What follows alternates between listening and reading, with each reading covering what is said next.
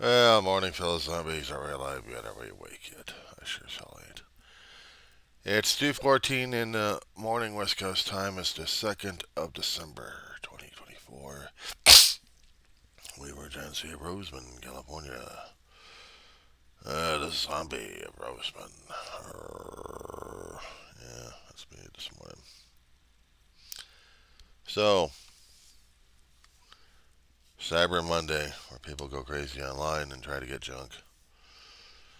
But I know the major news stories everyone's talking about, and we know it's going to happen. We knew it was going to happen. As soon as we heard it a couple of years back when they kept trying to dig this story up again and try to discredit President Joe Biden, they got to get his son somehow prosecuted and convicted.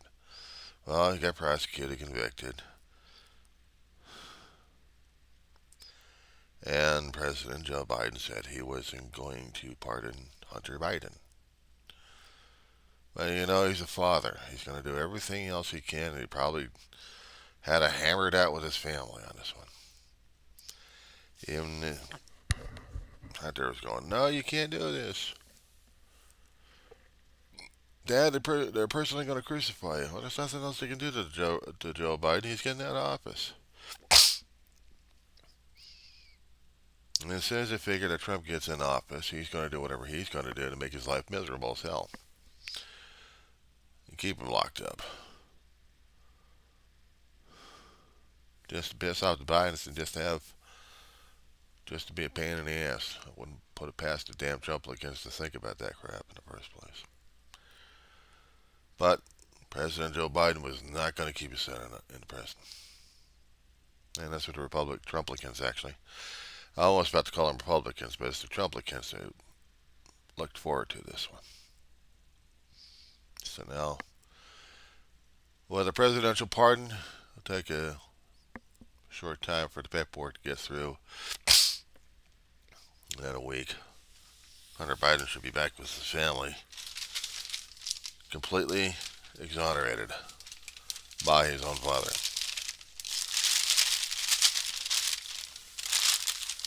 And naturally, this will give the opportunity of a lifetime for all those who got imprisoned inside because of the riots, and that's gonna happen. So right now, the media pundits are going crazy over the damn thing. Independents are going crazy over it. Everyone's going crazy over it.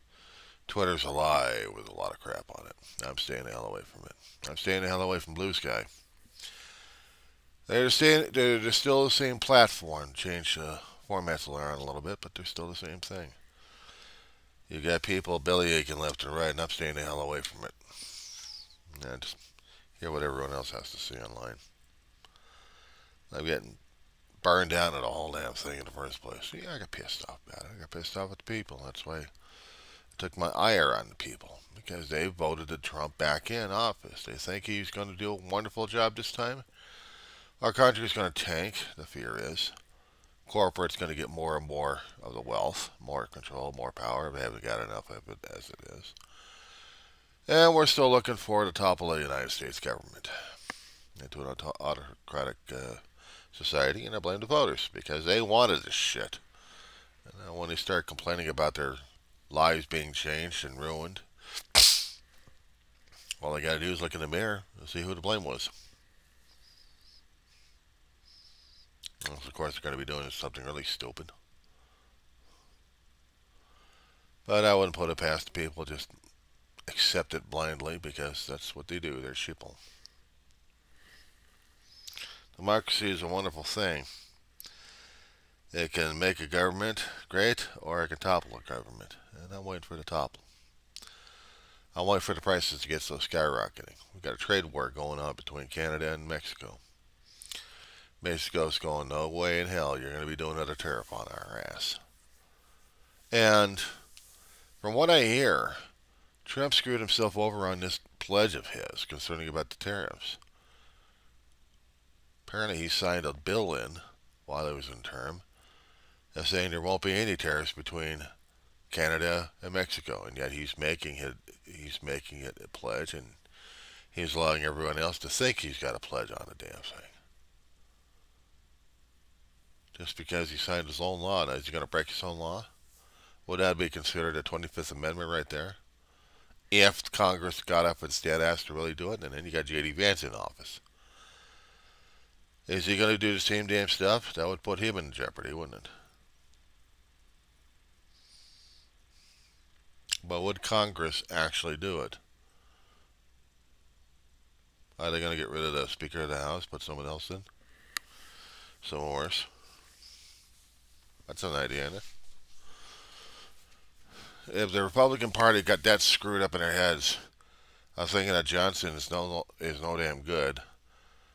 I'm waiting for them to vote Johnson out and put another, either a Trumplican or maybe an actual Republican in office, where they're actually going to say, yes, we're going to govern. But of course, Trump has to sign off. And if he doesn't sign off, well, they can change speakers without Trump's notice. They can do that. But what I'm saying is, if they happen to get any bills coming through the office, through Congress, Trump's got to sign off on the damn shit. So how much grease has Johnson put into the situation? How much grease has Johnson been laying it out left and right for Trump to have a nice, smooth, easy transition? But it's not the House of Congress that approves it, it's the Senate. It's the Senate. And as soon as the new Congress gets in, the old way is getting out. The old man of the area is getting the hell out of there. He had enough. He's retiring. He's getting out of the damn seat. He's going to still represent Kentucky. And old Turtle himself. And he's been harsh on a lot of people left and right. And he's from the old guard, where Biden was coming from. They knew the rules back then. They could clash about policies, procedures, and ideologies, but at least they didn't go after each other personally. Build up a mutual respect for each other. But the newer class that you got in, they don't care. Chaos and confusion. Welcome to democracy, because it will have it. It will have the chaos and confusion. Why? Because they will have it. We will have the discussions about Hunter Biden more and more. We'll have the people on Twitter going insane at this point saying, no, fix. Now we get the July Sixers, the January Sixers to come out. See, it doesn't matter if these guys win or lost. They're still going to be complaining about their own lives and everybody else's lives. They're miserable. That's why I stayed off the damn Twitter and Blue Sky, because both of them were doing the same damn shit. I took Blue Sky and I kept asking myself, why am I taking Blue Sky? Because some other people I knew were taking Blue Sky so they can post their own shit on there. And I looked at Twitter. And I looked at Blue Sky, which is like Twitter. And I said, I'm not dealing with this shit. No, you guys are going to make me sick to my stomach. I had a dream a few hours ago when I woke up. Oh, just before I woke up. I was fighting against Trumplicans, I think. I mean, having a blow by blow my dreams on these guys. Because I couldn't deal with them. I didn't want to be hassled by them. So they're out there. And I'm having issues over it.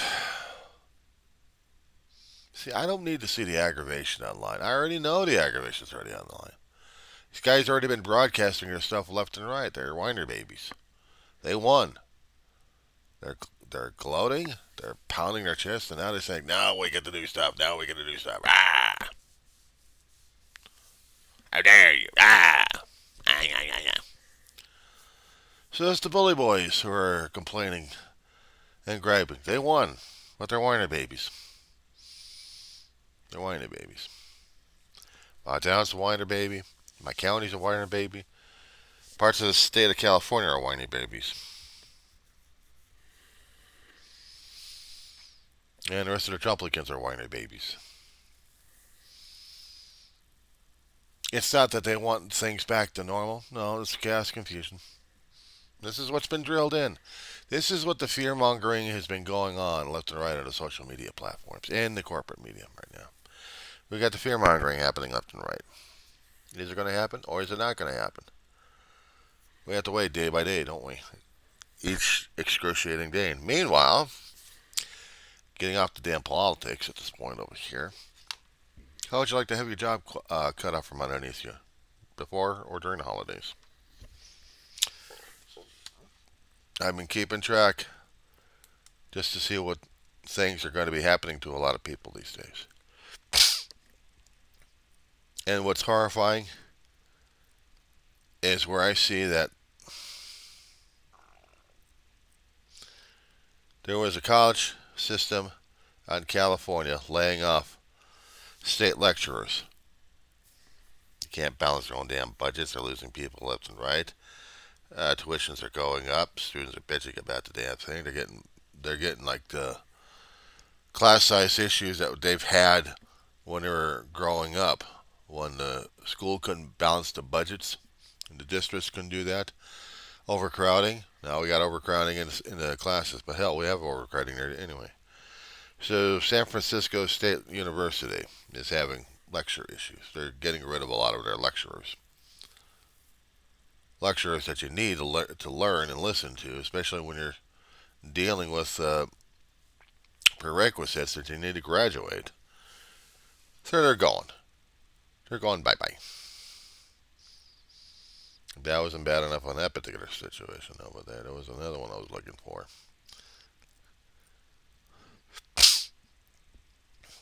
I was trying to find this one particular story I came across. That kind of pissed me off about it.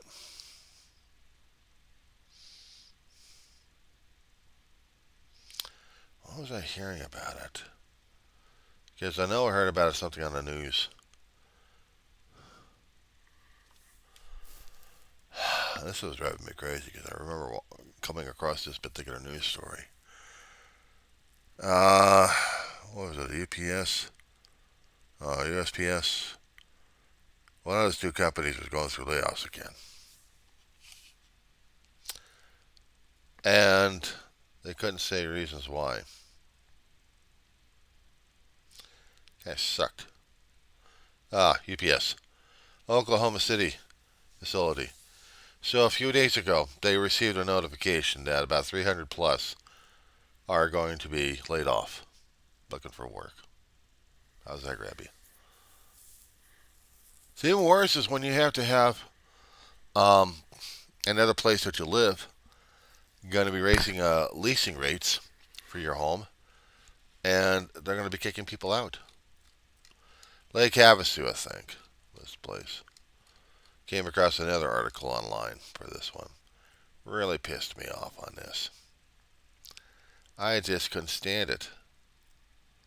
What is it with these people and layoffs and firings and stuff right at the end of the holiday season? Just pisses me off. Yeah, I'm looking through it because I remember seeing these things. Here we go. Family word after letter says their land lease is going up. Oklahoma. No, this is Oklahoma. Okay, not Lake Havasu. So there was a property out there the state owns concerning about this lake that people lease every 3 or 4 years, or 2 to 3 years. Leases the rates are going incrementally up, but at one time they're going up to a point where they can't afford either lease or try to buy the property outright. And if they happen to buy the property outright, they better be a millionaire because there's no way in hell they'd be able to afford it. So they would have to leave. It's not a vacation. It's where people live. And the state wants people off the damn thing. They're not saying reason why. Unless, of course, they're going to be tearing an entire ecosystem into a parking lot or something. But it's beautiful property out there. So that's in trouble right there. Switch it to a little bit of a different gear here for loss. How would you like to go into a cruising industry and be a travel agent? While you're being a travel agent, you see um, one particular company that is shutting down operations one way or another, canceling cruises left and right, has piss poor customer service rates. What's customers supposed to do? And no, I'm not talking about Carnival. Carnival is going through their own changes right now with their menu options and a few other things that pissing people off. But no, Norwegian Cruise Lines. Apparently, there have been some travel agents and cruising groups are saying they're no longer going to be dealing with Norwegian because of bad management practices or whatever they're calling it these days. I hadn't been on a cruise ship since the only time I'd been out there with my brother, and that was a long time ago in 2002 or 2003. One of the 2002. The only time I've been on a ship was 3 days going over to Ensenada and back, and it was on a gorgeous ship too. Unfortunately, got her scrapped. Barely remember what the ship's name is right now. Monarch of the Seas. Monarch of the Seas. May have been an ugly ship at one time, but for other people, it was a good-looking lady. And unfortunately, it's like several years after my brother and I had been on the ship, turned into scrap metal. One of the travel agents I keep seeing online, actually a few other travel agents out there, are complaining about Norwegian Cruise Lines, but haven't heard any problems concerning about Royal Caribbean. But they are having problems with Mexico. I did mention about Mexico with the tariff war. We'll try this one. They want to raise port visitation fees for the people coming on there, going to visit their ship. $42 for a person to go visit Mexico. Each time there's been a port, there's going to be a port fee of $42 per person. Meaning, let's say if you're on a 10 to 15 and you're cruising, one of the major cruising companies out there on the west and east coast, that every time you go into a port, you're paying $42 each person. Not per family, each person. We're talking about a money grab at this point over here, but also it's worse than that. It's political. I have to raise the issues to the cruising community out there. I got to let them know about this one. It's a political move against the new administration coming up, guys. That's my gut feeling on this one. You don't raise port fees like that and lose an industry because of port fees. But they nearly did that for the Royal Caribbean on the West Coast when the gangs were so crazy. Over the past 25, nearly 30 years, somewhere in that time zone, the gang wars were getting so bad around the tourist areas that people were getting hurt. So Royal Caribbean had to pull out of ships for several years. And they weren't going to cruise. Carnival would get in. Norwegian would get in there. Maybe Disney, but Carnival said, no, too dangerous for our passengers. And they did that for a while. A long while. Till they came back to the West Coast again. But mostly they were consolidating their operations elsewhere. Maybe the East Coast of Mexico. But mostly for the Caribbean runs. How does that grab you? So if we're talking raising port fees on both sides of the coast, that means a lot of the cruise lines who actually do business with them are going to have issues. Disney hasn't said a word about it. Norwegian said something about it. Carnival Corporation said something about it. I'm not quite sure if Royal's going to go for the same damn thing. But because we got the port fees being raised on the people coming on shore, even if they happen to go into the waters, they're still going to get charged $42 per person per visit. And if you've got a family, calculate that one. You're already paying enough as it is for the cruise. Now you got to pay more with the cruise the fares. So the companies who are affected by it, actually about 4 or 5 companies said, we're not doing this. We're going to pull out if you guys are going to continue to do this. I'm thinking it's either money grabbing that Mexico's doing, or it's a political message sent to the administration that's coming in. Don't screw with us. You guys are going to affect us with the tariffs. We're going to affect you by the industry. And Mexico needs tourism. They're already taking in a lot of foreigners in their ports. Maybe some of the other companies will come in and work it out one way or another. But the Americans coming across on the cruise ships, on both sides,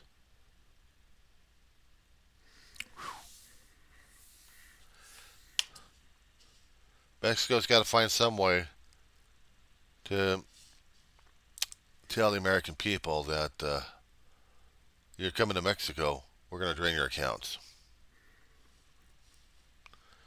So that's what's going on.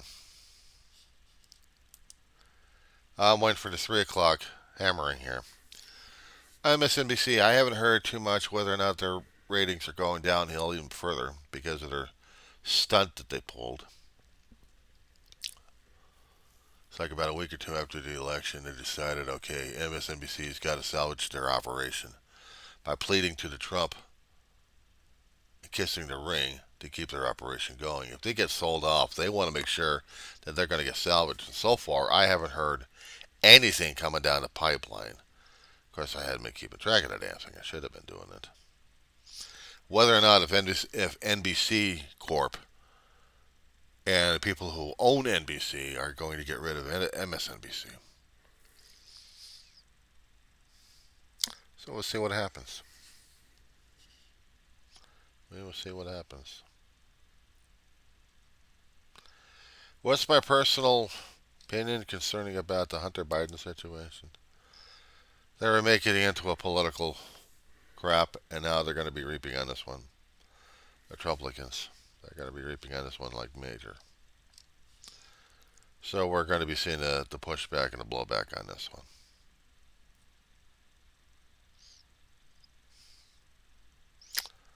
And the zeros and ones are still targeting that online. I'm still checking this stuff out on YouTube. Try to get some of the information on there.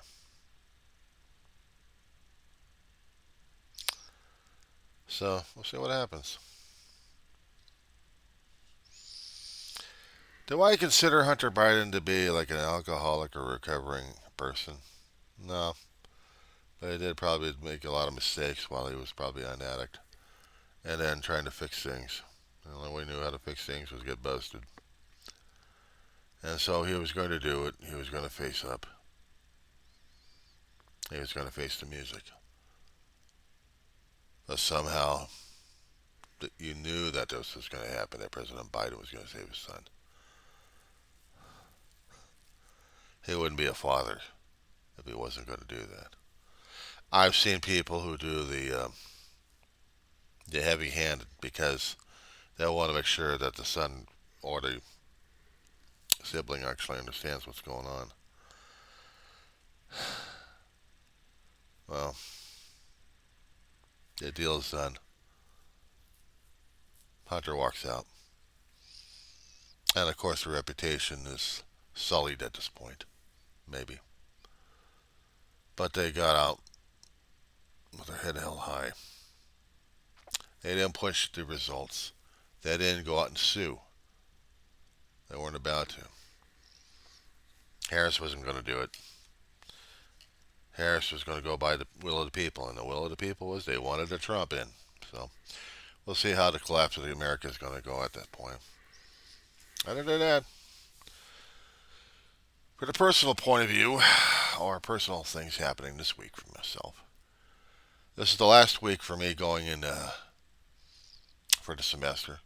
I've got a test coming up at the end. I got a finals. I got to study up on. And while Hunter Biden tries to maybe squared away with the federal government concerning about his tax situation one way or another. I also had to do the same thing with mine as well. Tax attorneys, they bite, but they're needed, and I needed to get through this one. Here's the thing, a little tagger note on this one here. A couple of weeks back, within the last couple of weeks, there were the Rosamond Library through the Kern County Library System had indicated to people that they were going to go through several month renovation, which means any chance for me to use a printer, I now have to get outside of Rosamond to use a printer for paperwork, which means I got to travel about 12 to 15 miles, and hopefully that a college campus actually has it. If they do, fine. If they don't, well, my tax attorney is going to have a field day with me on this one. We have paperwork that still needs to be signed and sent out. They need to see my signature on the damn thing, and the computer signatures don't match. They want to see the scribble. We'll see what happens. So tomorrow's going to be fun when I do the road trip. But for right now, I got to prepare the apartment again for a potential visit from the bug guys, if they're coming or not. And making calls to get things squared away. Are we have one yet or what?